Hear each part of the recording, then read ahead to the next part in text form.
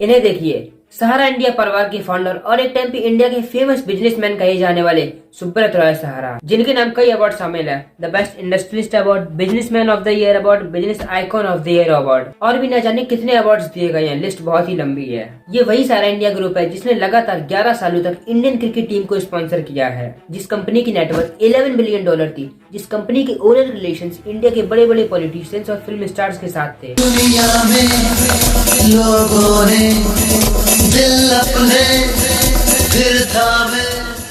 एक ऐसी कंपनी का मालिक जिसके रिलेशन सिर्फ इंडिया के प्राइम मिनिस्टर और प्रेसिडेंट के साथ नहीं, अमेरिका के प्रेसिडेंट बराक ओबामा के साथ भी थे। एक ऐसी कंपनी जिसके बिजनेस सिर्फ इंडिया में ही नहीं, इंडिया के बाहर भी थे। एक ऐसी कंपनी जिसमें 12 करोड़ से ज्यादा इन्वेस्टर्स और डिपॉजिटर्स शामिल थे। एक ऐसी कंपनी जिसमें 18 लाख से ज्यादा एम्प्लॉयज काम करते थे, जो इंडियन रेलवेज के बाद सहारा इंडिया ग्रुप को इंडिया की सेकंड लार्जेस्ट एम्प्लॉयर कंपनी बनाती थी। लेकिन आखिर ऐसा क्या हुआ 2009 में, जिसमें शुरुआत होती है इंडिया की इतनी बड़ी कंपनी की डिस्ट्रक्शन की। इस एक इंसिडेंट की वजह से सुब्रत रॉय को जेल भी जाना पड़ा और उनकी पूरी प्रॉपर्टी को सीज कर दिया गया। इतने सालों के बाद भी सहारा ग्रुप और सेबी के बीच सुप्रीम कोर्ट में केस चल रहा है, जिसकी वजह से सहारा ग्रुप अपने इन्वेस्टर्स को पैसा वापस नहीं दे पा रहा है। सहारा ग्रुप की 6 कंपनीज में 12 करोड़ लोगों का 1 लाख करोड़ रुपए जमा है। आखिर क्या रीजन है जिसकी वजह से सहारा इंडिया ग्रुप अब तक इन्वेस्टर्स को पैसा वापस नहीं कर पाई है? क्या इसके लिए सारा ग्रुप रिस्पॉन्सिबल है, या फिर इसके लिए सेबी रिस्पॉन्सिबल है, या इसके लिए हमारी गवर्नमेंट रिस्पॉन्सिबल है? आइए समझने की कोशिश करते हैं इस वीडियो से।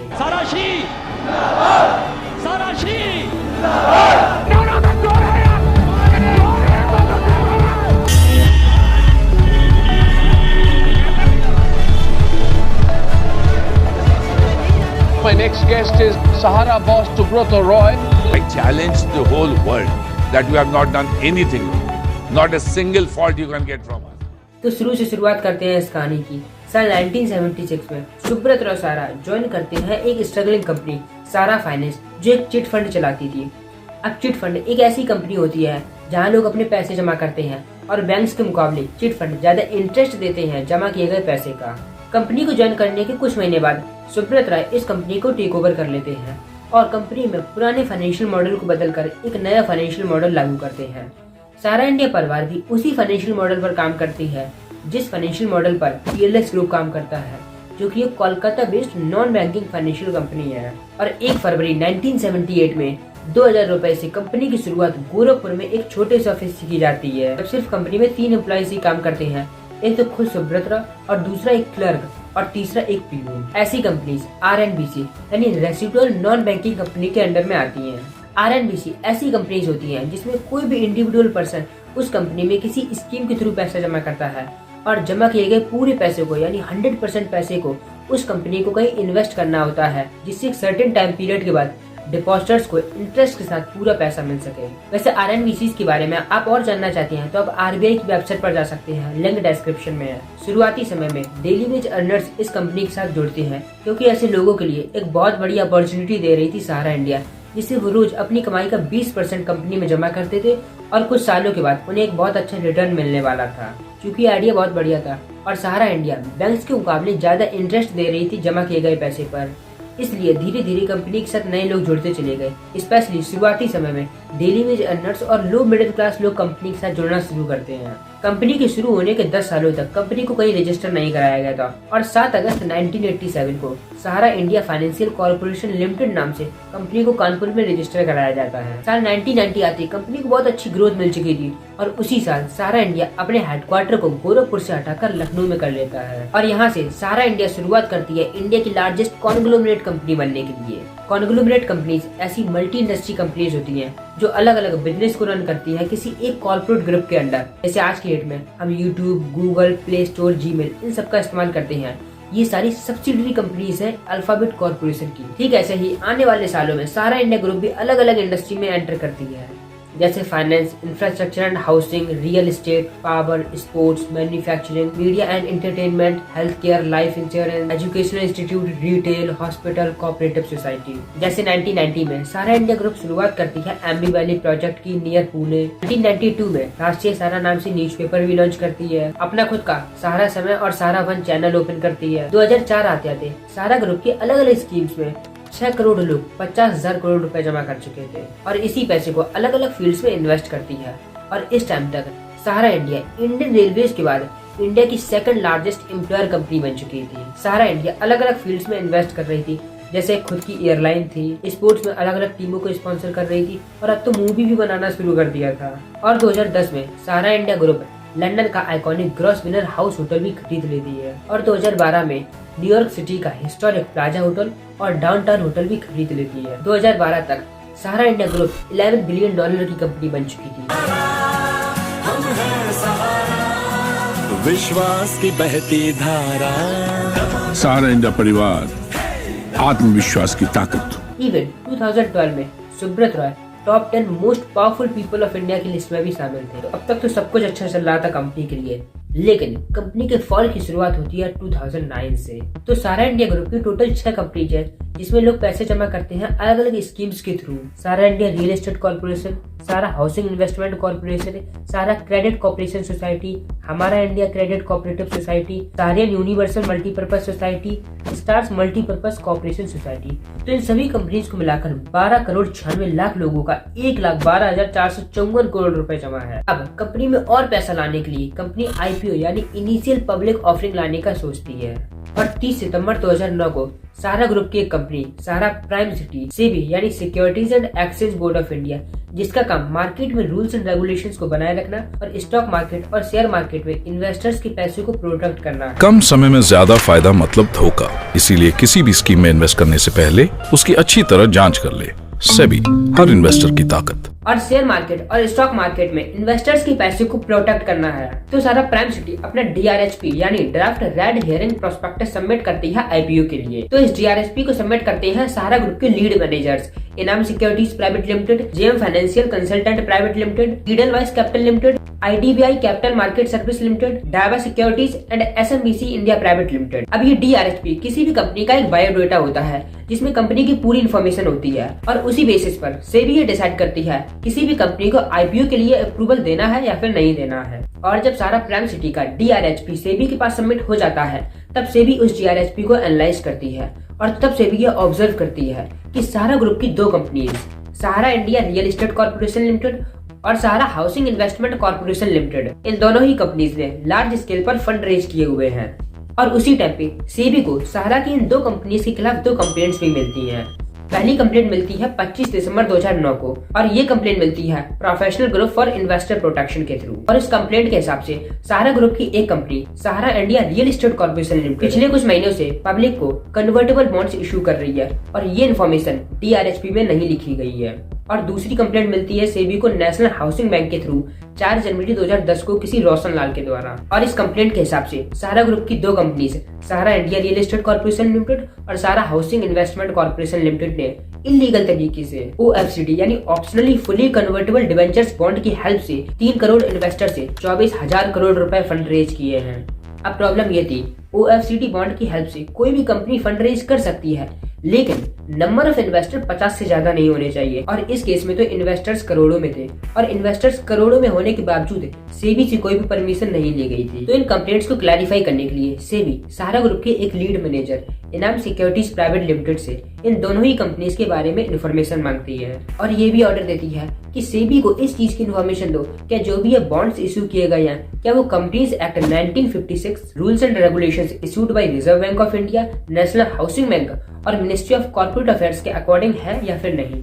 तो इसके रिप्लाई में इनाम सिक्योरिटीज सेबी को कहती है कि OFCD bond ministry of corporate affairs के रूल्स एंड रेगुलेशंस के हिसाब से ही इशू किए गए हैं। और ये भी रिप्लाई करती है OFCD bond national housing bank के अंडर में आते नहीं है, तो इसलिए ना ही वहाँ रजिस्टर होने की जरूरत है और ना ही उनके रूल्स एंड रेगुलेशंस मानने की जरूरत है। अब सेबी फिर से एक लेटर लिखती है और ये पूछती है OFCD बॉन्ड की इन्फॉर्मेशन उसे यानी सेबी को क्यों नहीं दी गई है। तो इसके रिप्लाई में 26 फरवरी 2010 को इनाम सिक्योरिटीज सेबी को यह इन्फॉर्म करती है कि उसने OFCD बॉन्ड इशू करने के लिए रजिस्ट्रार ऑफ कंपनीज यानी ROC में RHP यानी रेड हेरिंग प्रोस्पेक्टस 13 मार्च 2008 को पहले ही सबमिट कर चुकी है जब ये स्कीम लॉन्च हुई थी। और ये भी रिप्लाई करती है OFCD बॉन्ड सेबी के अंडर में नहीं आती हैं, इसलिए दोनों ही कंपनीज ने सेबी से परमिशन नहीं ली है। तो सारा ग्रुप ये तो इन्फॉर्मेशन दे रही थी कि उसने OFCD बॉन्ड इशू करने के लिए सेबी से परमिशन क्यों नहीं ली, उसने कहाँ पर रजिस्ट्रेशन कराया है, लेकिन सेबी को जो इन्फॉर्मेशन चाहिए थी वो इन्फॉर्मेशन अब तक सारा ग्रुप नहीं दे रही थी।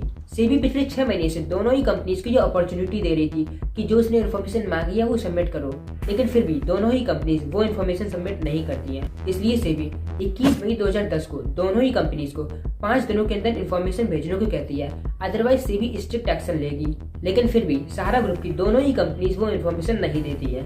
इसलिए सेबी सहारा ग्रुप की दोनों कंपनीज को 24 नवंबर 2010 को ऑर्डर देती है कि जो भी ये 24,000 करोड़ रुपए कलेक्ट किए हैं OFCD के थ्रू, उस पैसे को वापस कर दे इन्वेस्टर्स को 15% इंटरेस्ट के साथ। लेकिन सहारा कहाँ मानने वाली थी इस ऑर्डर को, इसलिए सहारा ग्रुप सिक्योरिटीज अपीलेट ट्रिब्यूनल में सेबी को चैलेंज करती है और सिक्योरिटीज ट्रिब्यूनल भी सेबी के फेवर में ऑर्डर देती है। लेकिन सहारा ग्रुप तब भी ऑर्डर नहीं मानती है। अब सहारा ग्रुप इलाहाबाद हाई कोर्ट में जाता है और इलाहाबाद हाई कोर्ट का ऑर्डर सहारा ग्रुप के फेवर में जाता है। लेकिन कुछ महीने बाद यानी अप्रैल 2011 में इलाहाबाद हाई कोर्ट भी सहारा ग्रुप को फेवर न करके सेबी को फेवर करने लगती है। यानी इलाहाबाद हाई कोर्ट भी सहारा ग्रुप को यह ऑर्डर देती है कि इन्वेस्टर्स के पैसे वापस कर दो विद 15% इंटरेस्ट। लेकिन सहारा ग्रुप तब भी नहीं मानती है और अब सहारा ग्रुप पहुंचता है सुप्रीम कोर्ट और सुप्रीम कोर्ट भी 31 अगस्त 2012 को सेबी के फेवर में वर्डिक्ट देती है। यानी सहारा ग्रुप को 3 करोड़ इन्वेस्टर्स के पैसे वापस करने होंगे विद 15% इंटरेस्ट और इस बार सहारा ग्रुप को ये ऑर्डर मानना पड़ता है। लेकिन सेबी दोबारा से सुप्रीम कोर्ट में जाती है और सहारा ग्रुप की दोनों कंपनीज के खिलाफ एक केस फाइल करती है फॉर एलिजेड नॉन कंप्लायंस, यानी सेबी के रूल्स एंड रेगुलेशंस न मानने के लिए।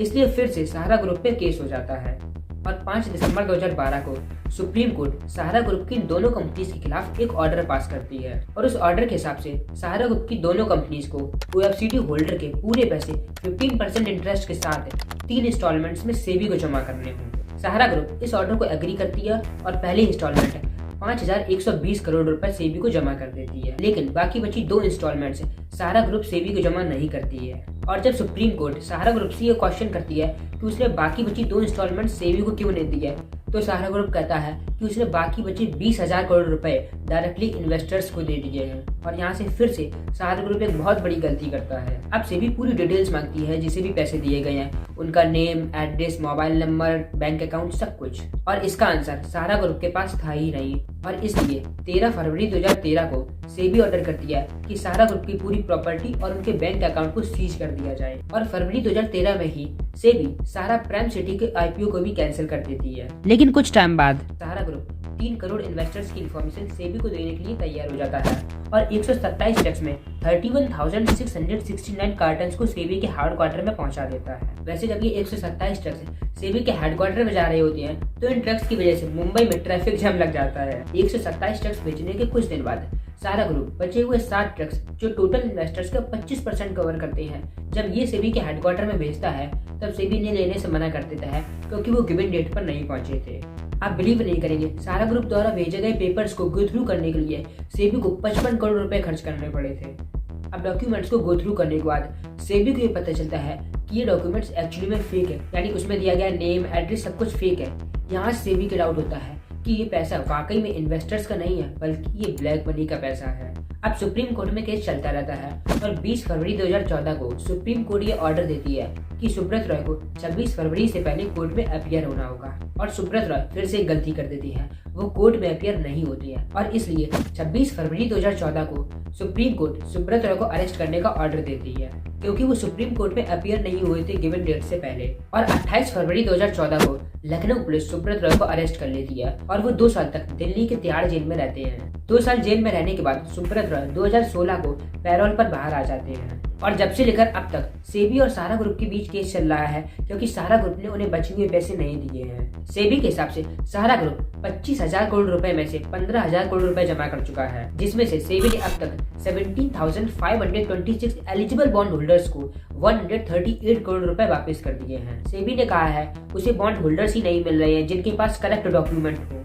तो ये पैसा तो सेबी सहारा ग्रुप की 2 कंपनीज सहारा रियल एस्टेट कॉर्पोरेशन और सहारा हाउसिंग कॉर्पोरेशन लिमिटेड, ये पैसा इन 2 कंपनीज के बॉन्ड होल्डर्स को दे रही है जो उसे मिल नहीं रही है और न ही कभी मिलने वाली है।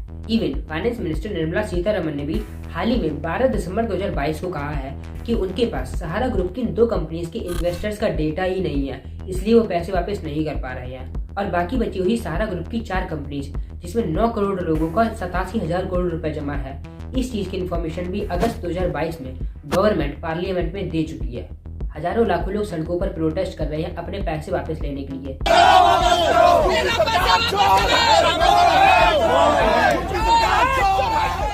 लेकिन इसका आंसर कोई नहीं दे रहा है, ना ही ये गवर्नमेंट को दिख रहा है और ना ही ये सेबी को दिख रहा है कि बाकी बचे हुए 9 करोड़ लोगों का पैसा कैसे देना है। सेबी सिर्फ 2 कंपनीज के पैसे पर ध्यान दे रही है, लेकिन क्या बाकी बचे इन्वेस्टर्स सेबी के रूल्स एंड रेगुलेशंस में नहीं आते हैं? क्या सेबी के रूल्स के हिसाब से इन 9 करोड़ इन्वेस्टर्स के पैसे को प्रोटेक्ट करने का काम सेबी का नहीं है? सेबी तो फिर भी एक रेगुलेटरी बॉडी है, लेकिन 9 करोड़ लोगों के पैसे की इन्फॉर्मेशन तो पार्लियामेंट में भी पहुंच चुकी है, लेकिन पार्लियामेंट में भी अब तक कोई सोल्यूशन नहीं निकला है। 9 करोड़ लोगों का पैसा है भी या नहीं, ना ये गवर्नमेंट को पता है, ना ही ये सारे ग्रुप को पता है और ना ही ये सेबी को पता है। इस पूरे केस में सिर्फ सुप्रीम कोर्ट ही है जो लोगों का पैसा वापस दिला सकता है, और सुप्रीम कोर्ट भी इस मैटर पर तभी वर्डिक्ट देगा जब ज्यादा से ज्यादा इन्वेस्टर्स सुप्रीम कोर्ट में केस फाइल करेंगे। इस पूरे सिनेरियो के लिए कौन रिस्पॉन्सिबल है, सेबी या गवर्नमेंट या फिर सुप्रीम कोर्ट? कमेंट्स में जरूर बताइएगा। अगर आपको हमारी इन्फॉर्मेशन पसंद आई हो तो आने वाले ऐसे इन्फॉर्मेटिव वीडियोस के लिए चैनल को सब्सक्राइब कर लें। वीडियो देखने के लिए बहुत बहुत धन्यवाद।